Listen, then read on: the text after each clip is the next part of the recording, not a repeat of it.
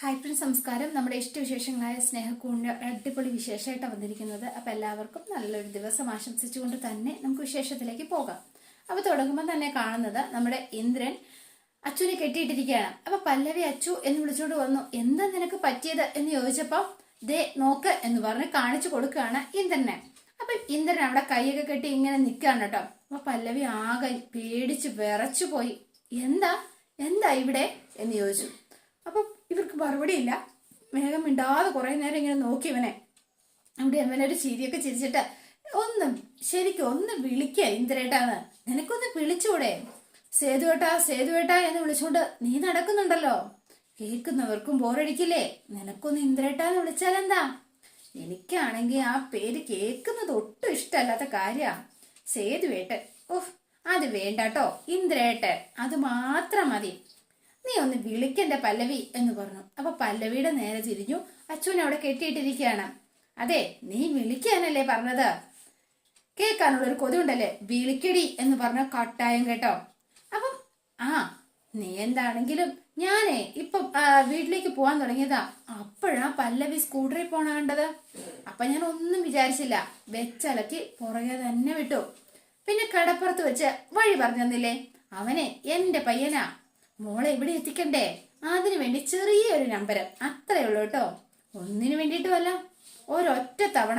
ഒരേ ഒരു തവണ എനിക്ക് എന്റെ കാര്യം സാധിക്കണം. മോളൊന്ന് ഇന്ദ്രേട്ടാന്ന് വിളിക്ക്, അപ്പൊ തീരാവുന്നതല്ലേ ഉള്ളൂ. അപ്പൊ ഇതേണ്ട പല്ലവിനെ പിടിച്ച് തള്ളുകയൊക്കെ ചെയ്തു. അപ്പൊ പല്ലവി അവിടെ ചെന്ന് വീണിട്ട്, നിന്നെ രക്ഷിക്കാൻ ഇവിടെ ഒരുത്തരും വരില്ല. ഇത് എന്റെ സ്ഥലമാ. സേതുവേട്ടനും വരില്ല, ആരും വരില്ല. നീയും ഞാനും തമ്മില് ഒരുപാട് കണക്കുകളുണ്ട് തീർക്കാനായിട്ട്. അത് മുഴുവൻ തീർക്കാൻ പോകുന്ന ദിവസമാ ഇന്ന്. മറന്നു പോകണ്ട. ഇന്ദ്രൻ പ്രതികാരം ചെയ്യാൻ പോകുന്ന ആ ദിവസം. മനസ്സിലായോ നിനക്ക് എന്ന് ചോദിച്ചു. അപ്പൊ അവിടെ ഒരു കമ്പ് കിടപ്പുണ്ടായിരുന്നു. പല്ലവി ഒന്നും നോക്കിയില്ല. ആ കമ്പ് എടുത്തിട്ട് 4 അടിയൊക്കെ വെച്ച് കൊടുത്തിട്ട് പല്ലവി ഓടുകയാണ്. ഓടല്ലേ എന്ന് പറഞ്ഞു. അപ്പൊ കുറെ ദൂരം ചെന്നപ്പോഴത്തേനും പല്ലവി ആകെ ക്ഷീണിച്ചു. അത് തന്നെ. എന്താ ക്ഷീണിച്ചു പോയോ എന്ന് ചോദിച്ചു. പല്ലവിയുടെ ശ്വാസം നിലർച്ച പോലെ ആയി. കുറെ ദൂരം ഓടി ഇന്ദ്രനിൽ നിന്ന് രക്ഷപ്പെടാനായിട്ട്. സ്റ്റാമിന പോരാ നിനക്ക്, അതായി കിതയ്ക്കുന്നത്. നീ എന്നെ കണ്ടുപിടിക്ക്. ഇത്ര ഓടിയാലും ഒരു ബ്രീത്തിങ് പോലും മാറില്ല. അത്രയ്ക്ക് ഫിറ്റാ ഞാൻ. മനസ്സിലായോ നിനക്ക് എന്ന് ചോദിച്ചു. അപ്പോഴേക്കും പല്ലവിക്ക് ശ്വാസം കിട്ടുന്നുമില്ല. അയ്യോ കഷ്ടം തന്നെ. എന്തിനാ വിഷമിക്കുന്നത്? വാ അപ്പൊ നമുക്ക് പോവല്ലേ, വാടി ഇങ്ങോട്ട് എന്ന് പറഞ്ഞ് പല്ലവിയുടെ കൈക്ക് കയറി പിടിച്ചു. അപ്പൊ വേഗം തന്നെ അപ്പുറത്തുനിന്ന് ഒരു ലൈറ്റ് ഇങ്ങനെ വെട്ടം തെളിഞ്ഞു വരുന്നതായിട്ട് നമ്മുടെ ഇന്ദ്രൻ കണ്ടു കേട്ടോ. മറ്റാരുമല്ല, നമ്മുടെ സേതു തന്നെയാണ്. അപ്പോഴേക്ക് പല്ലവിക്ക് ആശ്വാസമായി. സേതുവേട്ടാ എന്ന് പറഞ്ഞ ഓടിച്ചെന്ന് പല്ലവി സേതുവിന്റെ പുറകിലേക്ക് ചെല്ലുകയാണ്. അപ്പൊ സേതു വേഗം അങ്ങോട്ടേക്ക് വന്നു. എന്താ നിന്റെ ഒരു പ്രശ്നം എന്ന് ചോദിച്ചോ. നിന്നോട് ഞാൻ പല തവണ പറഞ്ഞിട്ടുണ്ട്, പരാക്രമം സ്ത്രീകളോടല്ല കാണിക്കേണ്ടത്. എന്താടാ എത്ര പറഞ്ഞിട്ടും നിനക്ക് മനസ്സിലാവാത്തത് എന്ന് ചോദിച്ചു സേതു. എന്തേ ഇനിയും മനസ്സിലായില്ല എന്ന് വല്ലതും ഉണ്ടോ? അപ്പൊ കുറച്ചു നേരം ഇന്ദ്രൻ ഇങ്ങനെ നോക്കിയിരിക്കാണ്. എന്താ ഞാൻ വരില്ല എന്ന് നീ വിചാരിച്ചോ? പല്ലവിക്ക് ഒരാപത്ത് വന്നാ ഞാൻ എങ്ങനെയാടാ ഇവിടെ വരാതിരിക്കുന്നത്? ഞാൻ വന്നിരിക്കും. അപ്പോ ഞാൻ പോട്ടടി എന്ന് ചോദിച്ച് ഇന്ദ്രൻ വേഗം അവിടുന്ന് രക്ഷപ്പെട്ടു. ഇല്ലെങ്കിൽ തല്ല് കിട്ടുമെന്നുള്ള കാര്യം ഇന്ദ്രന് ഉറപ്പാണ്. വേഗം തന്നെ ആൾ അവിടുന്ന് സ്കൂട്ടാകുകയാണ്. എനിക്കറിയായിരുന്നു ഇവിടെ വരുമെന്ന്. ആ വിശ്വാസത്തിൽ തന്നെയാ ഞാൻ ഇറങ്ങിയത്. എന്താണെങ്കിലും വന്നല്ലോ, തിരിച്ചു വിളിക്കാനാ വന്നത്. ഞാൻ മാത്രല്ല, അച്ചു ഉണ്ട് കൂടെ. അവളെവിടെ കെട്ടിയിട്ടിരിക്കുക. അവളെ രക്ഷിക്കണം. അവൾക്കൊരു കുഴപ്പമില്ല, അവളിപ്പോ സേഫാ എന്ന് പറഞ്ഞു സേതു. അപ്പൊ വേഗം തന്നെ, അതെ പല്ലവി, അതെ ഞങ്ങൾ എവിടെയൊക്കെ അന്വേഷിച്ചു എന്നറിയോ? വാ നമുക്ക് തിരിച്ചു പോകാം സേതുവേട്ട മടങ്ങി വന്നേ പറ്റൂ. ഇല്ല പല്ലവി, ഒരിക്കലും ഇല്ല, അതൊരിക്കലും സംഭവിക്കില്ല എന്ന് പറഞ്ഞു. ഇനി അതിന് കാരണം എന്താണെന്ന് ഞാൻ പല്ലവിയോട് പറയാം, വാ എന്ന് പറഞ്ഞ് പല്ലവിയും കൂട്ടിക്കൊണ്ട് ഇവര് കടപ്പുറത്തോട് ഇങ്ങനെ നടക്കാണ്. എനിക്ക് എന്നോട് പുച്ഛം തോന്നുന്നുണ്ടായിരിക്കും അല്ലേ പല്ലവി? എന്താ വിശ്വസിച്ചവരെ ചതിച്ചവൻ, പിന്നെ എന്താ പറയാ കൈകളിൽ അല്ലെങ്കിൽ എന്റെ അടുത്ത് വിശ്വസിച്ച് വന്നവരെ എല്ലാവരെയും ചതിച്ചിട്ട് രാത്രിക്ക് രാത്രി എന്താ പറയാ എല്ലാം ഉപേക്ഷിച്ച് കടന്നു കളഞ്ഞവൻ എന്നൊക്കെ ആയിരിക്കില്ലേ പല്ലവി എന്നെ കുറിച്ച് വിചാരിക്കുന്നത്? ഒരിക്കലും അല്ല. ആ കടല് കണ്ടോ സേതുവേട്ടാ? അത് ഇരമ്പുന്നത് പോലെ ഈ മനസ്സിരമ്പുന്നത് എനിക്ക് കേൾക്കാം സേതുവേട്ടാ. അതൊന്നും പ്രശ്നമല്ല. സ്നേഹിക്കാൻ മാത്രം അറിയുന്ന ഒരു വല്യേട്ടൻ പിന്നെ എന്ത് ചെയ്യാൻ പറ്റും? അതും എനിക്ക് മനസ്സിലാവും. സ്വന്തം അമ്മയെ സഹോദരിമാരും ഇറങ്ങിപ്പോന്ന് തടയാൻ ഇങ്ങനെ ചെയ്തു. അതുകൊണ്ട് തെറ്റൊന്നും അല്ല ചെയ്തത്, അത് ഞാൻ മനസ്സിലാക്കുന്നുണ്ട് എന്ന് പറഞ്ഞു. അപ്പം അതെ സേതുവേട്ട, ആദ്യം ഒരു കാര്യം മനസ്സിലാക്കണം. തിരിച്ച് പൊന്നുമടത്തിലേക്ക് തന്നെ വരണം. സേതുവേട്ടനില്ലാത്ത പൊന്നുമടം ആത്മാവില്ലാത്ത ശരീരം പോലെയാണെന്ന് ആദ്യം ഒന്ന് മനസ്സിലാക്കണം. ഇലകളില്ലാത്ത മരമില്ലേ, പൂക്കളില്ലാത്ത തോട്ടം, അതാണ് ഇപ്പൊ പൊന്നുമടത്തിന്റെ അവസ്ഥ. അതുകൊണ്ട് പൊന്നുമടത്തെ പൊന്നുമടമായിട്ട് നിലനിർത്തിയത് സേതുവേട്ടനായിരുന്നില്ലേ? ആ സേതുവേട്ടനാ ഇപ്പൊ ഇറങ്ങി പോന്നിരിക്കുന്നത്. അങ്ങനെ പോരുമ്പോ ഇല്ലാതാവുന്നത് പൊന്നുമടം എന്ന ആ ഒരു വലിയൊരു കൊട്ടാര. അതാണ് എന്റെ സങ്കടവും പരാതിയും. അതാ രാത്രിക്ക് രാത്രി തന്നെ ഞാൻ അന്വേഷിച്ചിറങ്ങിയത്. അതുകൊണ്ട് തന്നെയാ ഇപ്പൊ തിരിച്ചു വിളിക്കുന്നത്. ഇല്ല പല്ലവി, ഞാൻ വരില്ല എന്ന് തീർത്ത് തന്നെ സേതു പറയാണ് കേട്ടോ. ഒരിക്കലും വരില്ല എന്ന് പറഞ്ഞു. ഇനി ഉടനെ തന്നെ ഒരു തിരിച്ചറിവ് എന്താണെങ്കിലും അതാരും പ്രതീക്ഷിക്കണ്ട എന്ന് പറഞ്ഞു. അവിടെയുള്ളവർക്ക് എന്നെ വേണ്ടാതായിട്ട് കുറച്ചു നാളായി. മറ്റാര് തള്ളി പറഞ്ഞാലും എനിക്ക് സങ്കടമില്ലായിരുന്നു പൂർണിമാമ. പക്ഷെ അവരെ ഞാൻ അമ്മയെന്ന് വിളിച്ച് തുടങ്ങിയതായിരുന്നു. പക്ഷെ അത് നടക്കില്ല, അവരും എന്നെ ചതിച്ചു എന്ന് വേഗം തന്നെ പറയാണ്. അവർക്ക് വേണ്ടിയിട്ടല്ലേ ശരിക്കും ആ ഒരു അപമാനം മുഴുവൻ സഹിച്ച് ഞാൻ കഴിഞ്ഞത്. എന്നിട്ടും അവര് എന്നെ മനസ്സിലാക്കാനോട്ട് ഒട്ടും കൂട്ടാക്കിയതേ ഇല്ല. എന്തിന്? എല്ലാം മറക്കാൻ ഞാൻ തയ്യാറായിരുന്നു. പക്ഷെ അതിനു പോലും ശരിക്കും പറഞ്ഞാല് അവര് സ്വന്തമായിട്ട് അവരിറങ്ങി പോയിരുന്നെങ്കിൽ ഞാൻ ആരായി പല്ലവി? അവരെ യോജിപ്പിക്കാൻ വേണ്ടിയിട്ടും കൂട്ടിപ്പിടിക്കാൻ വേണ്ടിയിട്ടുവാ, അതിനു വേണ്ടിയിട്ടാ അച്ഛൻ എന്നെ നിയോഗിച്ചു വെച്ചിരുന്നത്. പക്ഷെ അതെനിക്ക് ചെയ്യാൻ പറ്റിയില്ല. ഇല്ലല്ലോ. അപ്പൊ പിന്നെ എന്റെ അവസ്ഥ എന്തായി? ഋതുവും എതിരാ, സ്വാതി എതിരാ, ഇപ്പോഴേ പൂർണിമാമയും എതിരാ. പിന്നെ ഞാൻ എങ്ങനെ ആ വീട്ടിൽ കഴിയും? പോയി ഞാൻ വീണ്ടും വീണ്ടും തോക്കുക. കാരണം ഓരോ തവണ ഞാൻ തോക്കുമ്പോഴും തോക്കുന്നത് അച്ഛനും കൂടിയാണെന്ന് എനിക്കറിയാം. പക്ഷേങ്കില് ഞാൻ എന്ത് ചെയ്യാനാ? അത് ഞാൻ എന്താണെങ്കിലും ശരിക്കും ഇനി തയ്യാറല്ല എന്ന് പറഞ്ഞു. എന്ന് എന്നെ സ്നേഹത്തോടെ തിരിച്ചു വിളിക്കുന്നോ അന്ന് മാത്രമേ ഞാൻ പൊൻപുണത്തിന്റെ പഴി ചവിട്ടുള്ളൂ എന്ന് തീർത്ത് തന്നെ സേതു പറഞ്ഞു. അവര് വിളിക്കട്ടെ, വിളിച്ച ശേഷം മാത്രം. അപ്പം വിളി കേൾക്കാൻ ഈ സേതു എന്താണെങ്കിലും അവിടെ ഉണ്ടാവും എന്ന് പറഞ്ഞു. അതെ, പിന്നെ ആകെയുള്ള ഒരേ ഒരു സങ്കടം പല്ലവിയുടെ കാര്യത്തിൽ മാത്രമാണ്. അതെന്താന്ന് വെച്ചാല് ഞാനായിട്ട് കൂട്ടിക്കൊണ്ടു വന്നു, ആ വീട്ടിൽ താമസിപ്പിച്ചു. എന്നിട്ടോ ഇപ്പൊ ഞാനില്ല, അവിടെ തനിച്ചാക്കി കളഞ്ഞു. പല്ലവിയെ കുറിച്ച് ഓർക്കുമ്പോൾ മാത്രമേ എന്റെ മനസ്സ് ഇപ്പൊ വേദനിക്കുന്നുള്ളൂ എന്ന് പറഞ്ഞു. ഞാൻ ആരോടെങ്കിലും അനീതി കാണിച്ചിട്ടുണ്ടെങ്കിൽ അത് പല്ലവിയോട് മാത്രമാണെന്നാ എനിക്ക് തോന്നുന്നത്. സേതുട്ടാ, അങ്ങനെയൊന്നും കരുതണ്ട, ഒരിക്കലുമില്ല എന്ന് പറഞ്ഞു. പെരുവഴിയില് പെരുമഴയത്ത് തനിച്ചായി പോയ എനിക്ക് അഭയം തന്ന ആളാ സേതുവേട്ടൻ. ആ എന്നെ ഞാൻ ചെയ്ത ഒരു സാഹസം സ്വയം ഏറ്റെടുത്ത് വലിയ ആടാവാൻ നിന്ന സേതുവേട്ടനാണ് എനിക്ക് കാണാൻ പറ്റിയത്. എന്നെ അമ്മ വെറുക്കാത്തതിന്റെ കാരണവും സേതുവേട്ടൻ തന്നെയല്ലേ? എന്താ ഈ കല്യാണത്തിന്റെ പിറകില് ശ്രീഹരിയെ കൊണ്ട് കല്യാണം നടത്തിപ്പിച്ചതും സേതുവേട്ടനല്ല ഞാനാണെന്ന് പറയിപ്പിക്കാതിരുന്നത് എനിക്ക് വേണ്ടിയിട്ടായിരുന്നില്ലേ? അങ്ങനെ സംഭവിച്ചിരുന്നെങ്കില് ആ സ്നേഹവും കരുതലും ഒക്കെ ഞാൻ ഇപ്പോഴും അനുഭവിക്കുന്നുണ്ട്. അത് മതി എനിക്ക്. കാത്തിരിക്കും ഞാൻ. പൂർണിമാമ സേതുവേട്ടനെ എല്ലാ സ്നേഹത്തോടും കൂടി ആ തിരിച്ചു വിളിക്കുന്ന ആ അല്ലെങ്കിൽ ആ നിമിഷത്തിന് വേണ്ടിയിട്ട്. എന്താ അത് പോരെ? പിന്നെ പൂർണിമാമയെ കൊണ്ട് ഹൃദയത്തിൽ തൊടുന്ന ഒരു വിളി വിളിപ്പിക്കാൻ അല്ലെങ്കിൽ വിളിക്കാൻ ഞാൻ എന്നെ കൊണ്ട് കഴിയും സേതുവേട്ടാ. ഇനി അതിനു വേണ്ടിയിട്ടാ ഞാൻ അവിടെ നിൽക്കുന്നത്. ഇനി എന്നെയുള്ള ശ്രമങ്ങൾ മുഴുവൻ ആ സേതുവേട്ടനോടുള്ള ആ പൂർണിമാമയുടെ ദേഷ്യം ഇല്ലാതാക്കാനായിരിക്കും എന്ന് വെച്ച് പേടിക്കണ്ട. ഒരിക്കലും പറയില്ല ഞാനാണ് ആ കല്യാണത്തിന്റെ പിന്നിലെന്ന്.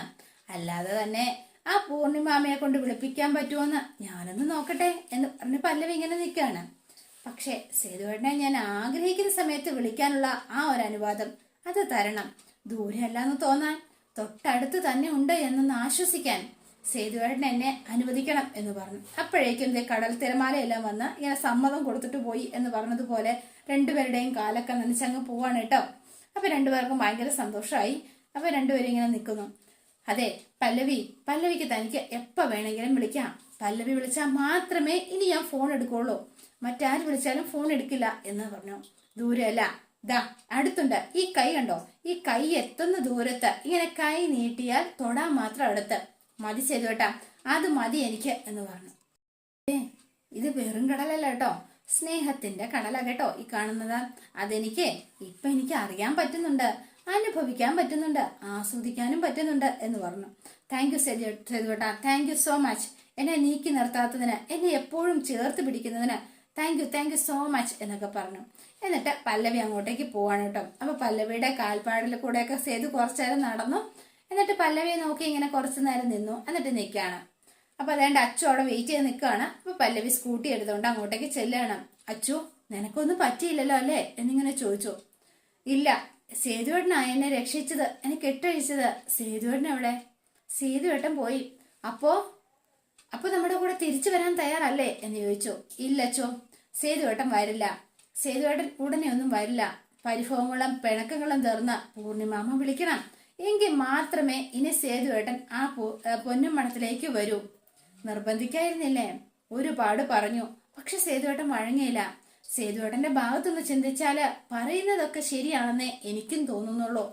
നിങ്ങൾക്ക് വേണ്ടിയിട്ടല്ലേ ഇതുവരെ ജീവിച്ചത്? എന്നിട്ട് നിങ്ങളൊക്കെ എന്താ തിരിച്ചു കൊടുത്തത്? മറ്റാര് തള്ളി പറഞ്ഞാലും അത്രയ്ക്ക് വിഷമമൊന്നും ഉണ്ടാവുമായിരുന്നില്ല. പക്ഷെ അതിനിടയ്ക്ക് ഇറങ്ങിപ്പോവാൻ തീരുമാനിച്ചത് ഒരിക്കലും സേതുവേട്ടൻ എന്താ പറയാ, ശരിക്കും ഒരു വല്ലാത്തൊരു ഷോക്കായി പോയി. അവരിറങ്ങിപ്പോയാ പിന്നെ നമ്മളെങ്ങനെയാ വീട്ടിൽ താമസിക്കും? പൊന്നുമടം നിലനിൽക്കാൻ വേണ്ടിയാ സേതുവേട്ടൻ ഇറങ്ങിയത്. അതുകൊണ്ട് തന്നെ സേതുവേട്ടൻ ഒരിക്കലും അത് വെട്ടിപ്പിടിക്കാനൊന്നും തയ്യാറായിട്ടില്ല. അർഹതപ്പെട്ടതുപോലും വേണ്ടാന്ന് വെച്ചിട്ട് മാത്രമേ ഉള്ളൂ. ഇവിടെയും അത് തന്നെയല്ലേ ചെയ്തത് എന്ന് ചോദിച്ചു. എനിക്ക് മനസ്സിലാവുന്നുണ്ട് സേതുവേട്ടന്റെ മനസ്സ്. സേതുവേട്ടന്റെ സ്ഥാനത്ത് ഈ ഞാനാണെങ്കിൽ പോലും ഇങ്ങനെ തന്നെ ചെയ്യുണ്ടായിരുന്നുള്ളൂ. കുറ്റം പറഞ്ഞിട്ട് കാര്യമില്ല. എന്നാലും സേതുവേട്ടനില്ലാത്ത വീട് അതൊരു പഴയ വീടായിരിക്കില്ലേ ചേച്ചി? പൊന്നുമടം അത് പൊന്നുമടം അല്ലാതായി പോകും എന്ന പേടി. സന്തോഷത്തിന്റെ ആ ദിവസം അതില്ലാതാകാൻ പോവാ. വിഷമിക്കാതെ, എല്ലാത്തിനും കാരണക്കാരി ഞാനാണെന്ന് ഓർക്കുമ്പോഴാ എനിക്ക് സങ്കടം കൊണ്ട് എന്റെ നെഞ്ചി കലങ്ങാ ചേച്ചി. എനിക്കിത് സഹിക്കാൻ പറ്റണില്ല. അച്ചോ, നീ കരയരുത്. നീ കരഞ്ഞാ തോക്കുന്നത് ആരാന്നറിയോ നിനക്ക്? സേതുവേട്ടനല്ലേ.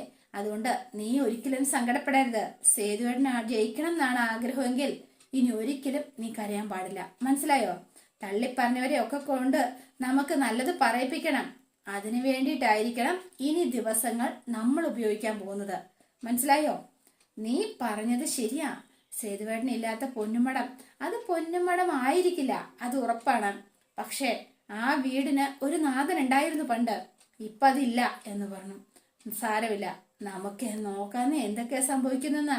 സേതുവേട്ടന്റെ വില എല്ലാരും മനസ്സിലാക്കും. അതിനുള്ള അവസരമാ. നീ വാ, നമ്മളെ ഇറങ്ങിപ്പോവാൻ കാരണമായവര് തന്നെ എന്തൊക്കെ പറഞ്ഞാലും തിരിച്ചു വിളിക്കും. അന്ന് സേതുവേട്ടനൊരു വരവ് വരും. ഈ കണ്ടോ, വിജയെ പോലെ തല ഉയർത്തിപ്പിടിച്ച് പൊന്നുമടത്തിലെ നാഥനായിട്ട് അവൻ വരും. കണ്ടോ, ആ സേതുവേട്ടൻ ജയിക്കാൻ പോകുന്നത് പൊന്നുമടമാണെന്ന് എല്ലാവരും തിരിച്ചറിയാൻ പോകുന്ന സമയങ്ങളാ. നമ്മൾ വെറുതെ എഴുതാൻ മതി. സേതുവേട്ടൻ എന്തായിരുന്നു എന്ന് എല്ലാവരും മനസ്സിലാക്കിക്കോളും. നീ വാ എന്ന് പറഞ്ഞ് അച്ഛനെയും കൂട്ടിക്കൊണ്ട് ഇവർ രണ്ടുപേരും തിരിച്ച് വീട്ടിലേക്ക് പോവാണ് കേട്ടോ. പൂർണിമ ടെക്സ്റ്റൈൽസിലാണ്. അപ്പൊ അതേ കുറുപ്പമാവൻ അങ്ങോട്ടേക്ക് എത്തുവാണ്. ഋതുവോടെയുണ്ട്. ബാങ്കിൽ നിന്ന് റിക്കവറി ടീം വന്നിട്ടുണ്ട്. 7 ദിവസത്തിനകം കുടിശ്ശിക തീർക്കണം, അല്ലെങ്കിൽ ജപ്തി അടക്കമുള്ള നടപടികൾ സ്വീകരിക്കുന്ന അവര് പറയണത്.